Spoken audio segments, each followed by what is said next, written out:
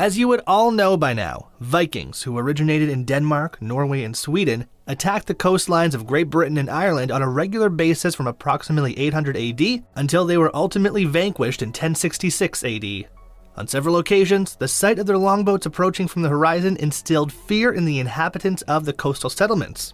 Throughout their relationship with Great Britain, the Vikings invaded communities, controlled territory, and even reigned on the throne of England. Welcome to the Vikings Code, and today we will be telling you 10 interesting facts about the Viking invasion in Britain. So please make sure to like the video, subscribe to our channel, and let's continue. Number 10. Vikings did not wear horned helmets. Vikings are often shown with horned helmets, particularly when they are engaged in combat. In fact, there is no proof that they even wore horns, hence it is quite unlikely that they had them on their helmets. Number 9. Becoming part of Britain.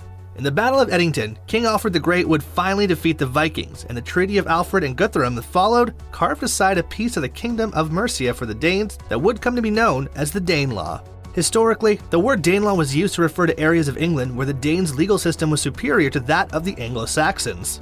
York, Nottingham, Derby, Lincoln, Essex, Cambridge, Suffolk, Northampton, Bedford, Middlesex, and Buckinghamshire were all included in the Danelaw. Number 8. Meaning of Viking. The word Viking was never used by the Vikings. In the Old Norse language, Viking literally refers to a pirate raid. Number 7. The Great Viking King.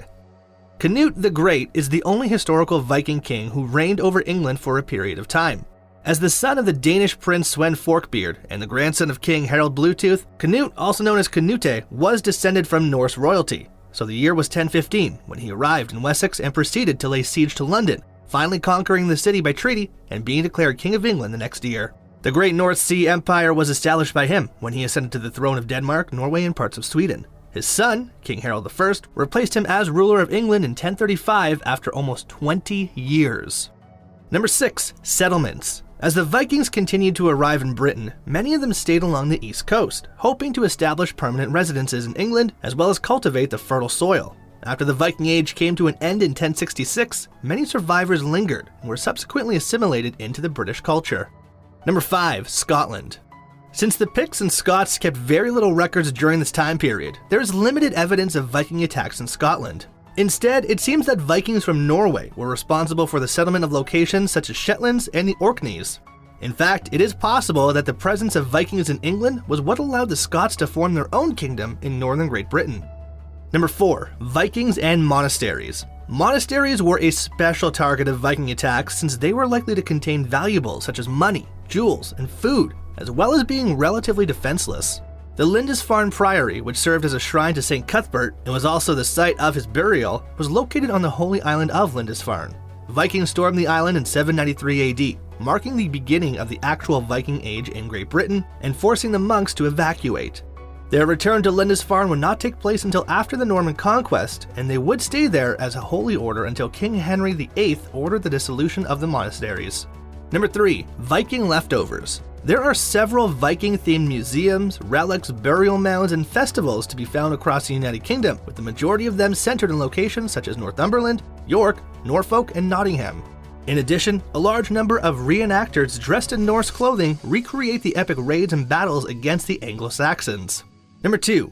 End of Vikings. The Battle of Fulford, which took place on September 20th, 1066, meant the end of the Viking Age in Britain. Because King Edward the Confessor had died, Norse invaders took advantage of the situation to attack near the settlement of Fulford.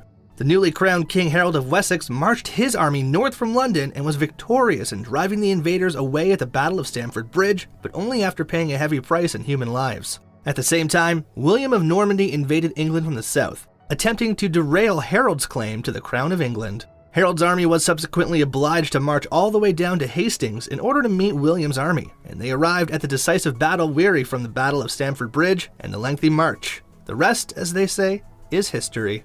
Number 1. The Normans. William the Conqueror and the Normans, who invaded England in 1066, were descended from Vikings themselves. The Normans were originally from Norway, and they established a settlement in northern France, giving the region the name Normandy. That's it for today's video. We hope you found these facts fascinating, and if you have any thoughts, please let us know in the comments section. Stay tuned with us, and we'll see you in the next one.